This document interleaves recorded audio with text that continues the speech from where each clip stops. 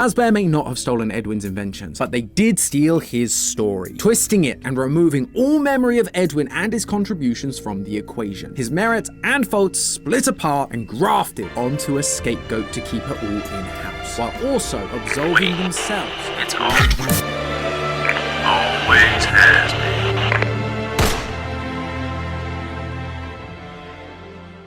Fnaf rhymes, story elements, plot points, character dynamics. It all repeats in this odd yet meaningful pattern. It all flows together in this weird dance that all makes up the Fnaf lore. A dance with meaning.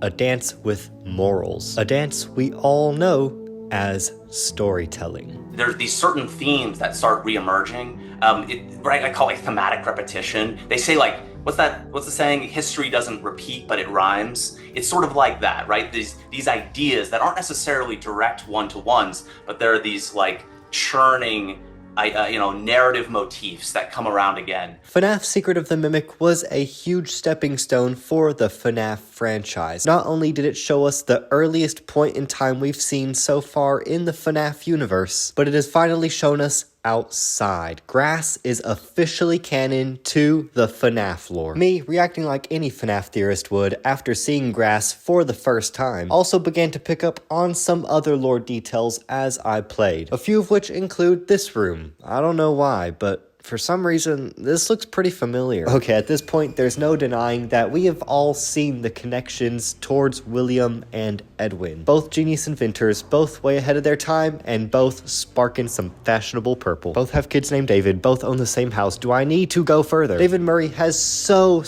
many goddamn connections, both physically and thematically, to Gregory and the Crying Child that, come on, there's something there. If they're both named David, if they both look the fucking same, if they both live in the same room of the same house, maybe it's the same fucking thing. Okay, you get the point, and you get where I'm going with this. Many people in the FNAF community have began to wonder if these connections are more than just in-universe coincidence. Since we do know that Scott's games 1 through Ultimate Custom Night are all in-universe games, with all the similarities between the Aftons and the Edwins, could the Aftons just be a fictional game representation of the Edwins? And this whole time, everything we thought we knew about the Aftons was all fake. This theory was honestly one of my immediate thoughts after ending my first playthrough. My main concern and my main worry with Secret of the Mimic, if it wasn't obvious, was that it is essentially retconning most of the past FNAF games because we see so much stuff that is so similar to how William did things, or so similar to FNAF 4 and all that stuff. And it made me worried that because we know that the classic games are in-universe games, I was worrying that those were no longer going to be important, and that this was sort of the new normal going forward with the lore and shit. This is also an idea game theory proposed at the end of one of their latest theories, but at the end of the day, even after providing all the proof that is there, they still concluded that theory with a This is by far one of the most insane theories to come out of Secret of the Mimic, because if it is true, it will completely change how we look at everything and all the past games moving forward. So because the King of FNAF is currently too busy preaching the good word to the Congress, I'll step up and answer this question once and for all. By the end of this video, you will have a definitive answer. I am not the hero Gotham needs, but I am the hero I don't know if the FNAF community deserves either. I mean, they're kind of a bunch of shitheads. To start off, let's take a step into Scott Cawthon's mind. Do you ever look at someone and wonder what is going on inside their head? If we can look at this situation through Scott's head, then maybe we can find a reasoning for why he would or wouldn't want to retcon all of his own FNAF games. After all, Scott has been very adamant in the past about how his #1 goal is to please the FNAF fans. Objection! I have an objection. Oh, hold on, let me get into uniform. Royalty-free Josh from hit movie Freddy's Willy? Why'd you bring me here? Scott isn't who you claim he is. Scott has actually said on many occasions that he tries his best to make his fans happy. His constant changing of the Fnaf movie script is a good example, not wanting to turn out some piece of trash film. Yeah, that's what I was saying earlier, but before you interrupted me, you didn't even object over anything. Objection! Objection! So, with this logic in mind, what have fans been crying for ages at this point? For years and years. For Scott to buy out Chuck E. Cheese? To reboot the series. To reboot the lore. Have they? Yes, I see it all the time as I doom scroll and rot my brain and look at funny AI content because I love AI. So what you're trying to say is that with Scott Cawthon retconning his past games through Secret of the Mimic, he is therefore rebooting the franchise, quote unquote. Yes, exactly. But isn't having all of these past games and all of these past clues throughout the year only a good thing, which continues to benefit the franchise? After all, that means that there's tons more to theorize about, and also tons of more ways for passionate fans to immerse themselves without feeling that they've been stolen half the storyline they spent years already trying to solve. Although that may be true, there's no denying that you can't come up with theories if the lore is too damn complicated. I mean, look at all this new shit. And this is supposed to be 1979? Like, well, what the heck? Come on now, this new game has so much random bullcrap like the White Tiger and the old pizzeria map and this weird thing called metaphors. There's too much now. How is anybody supposed to traverse all of these clues? Although with how much YouTubers glorify the Fnaf lore and the expansiveness of it, in reality, anytime I've looked at any like AAA game or like the lore of Resident Evil or Call of Duty or any of those games, all those seem way more expansive and way more complicated than Fnaf has ever seen. Yet those games continue to thrive and get new releases. How is Fnaf any different? Yeah, some of the clues may be left up to viewer interpretation, but doesn't that just increase the fun of the franchise, allowing even more people to grow their own personal headcanons on the matter? And it's not like there isn't a surface level linear story also going on here. The story of Gregory and Cassie and Vanessa. It doesn't take a rocket scientist to play Ruin, Help Wanted 2, and put together that in a tragic yet nicely told twist of fate. Cassie's dad is possessing the bot that gives her the mask that leads her down the dark, deep rabbit hole that he also went through. All of that is pretty understandable. There is a surface level story here if you're not wanting to go too deep into the lore. Well, that doesn't change the fact that still me and a bunch of other fans want the franchise to reboot, and so therefore Scott is trying to reboot. Do fans really want to reboot? Yeah, there are some people who think the franchise has jumped the shark one too many times, or that they missed the simpler times when it was just Scott making the games, but those aren't the same people who are still actively making theories now. I'm willing to bet that the vast majority of Fnaf fans are the ones who really do care about the franchise, would rather not see all the hard work and thought that they put into the past lore go to waste just because, oh, they've been going on for too long. Just because a casual fan can't just watch a single game theory now and be all caught up in the story doesn't mean that what's coming out now is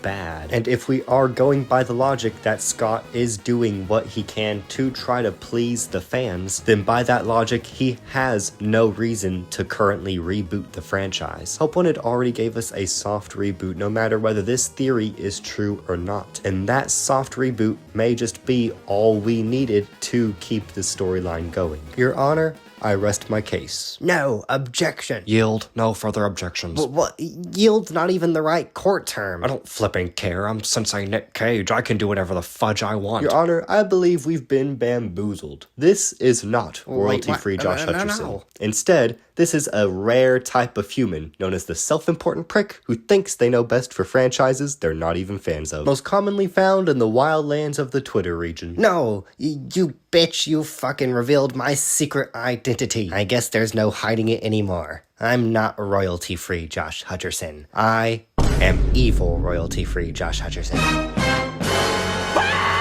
Wow, what a twist. Be careful, Your Honor. I hear they bite. And I would have gotten away with it too if it wasn't for you meddling Pupil Neo, it looks like you win this court case. Anyways, Sensei Nick Cage, out. Wait, if you're evil royalty-free Josh Hutcherson, then what happened to the real royalty-free Josh Hutcherson? Sequel bait.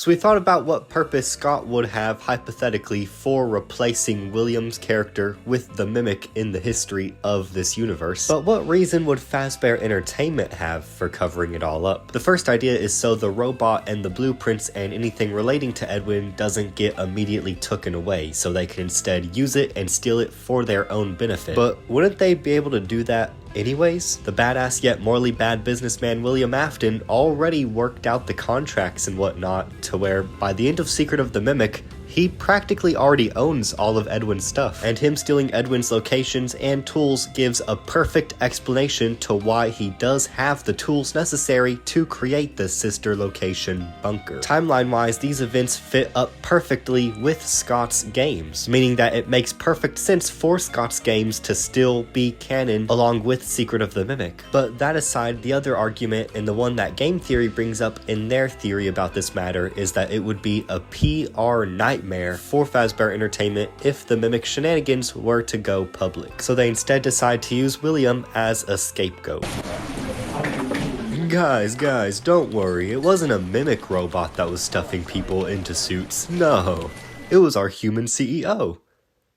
Wait, that actually makes this look worse. You sort of get the flaw in that logic. Even if Fazbear Entertainment is worried about the rumors of the Mimic, do you really think people would actually believe that in 1979, a killer advanced Terminator fucker would be stuffing dead bodies into suits? Especially in the middle of Hurricane Utah, bumfuck nowhere to be exact. More people would believe that Walt Disney's head has been cryogenically freezed for decades before they believe that Mimic shit. Fazbear Entertainment is chillin'. They don't really gotta worry. Well, I mean, except for what they already had to worry about. And let's also not forget that a lot of aspects of the modern FNAF timeline is storylines that are continuing from Scott's games, specifically the Bonnie Bully. This looks familiar.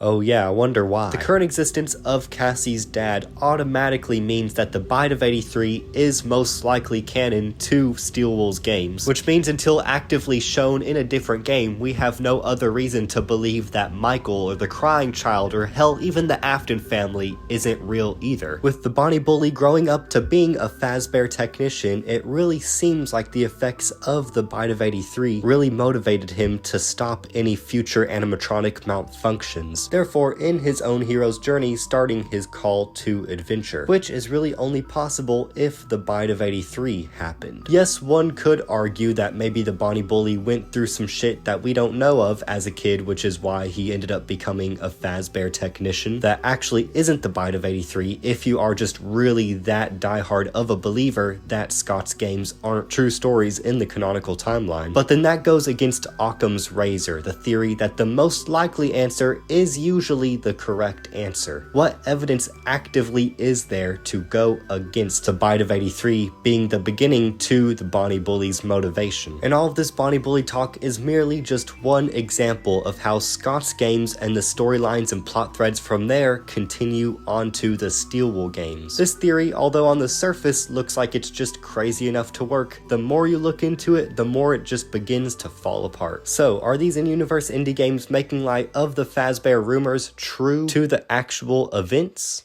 Well...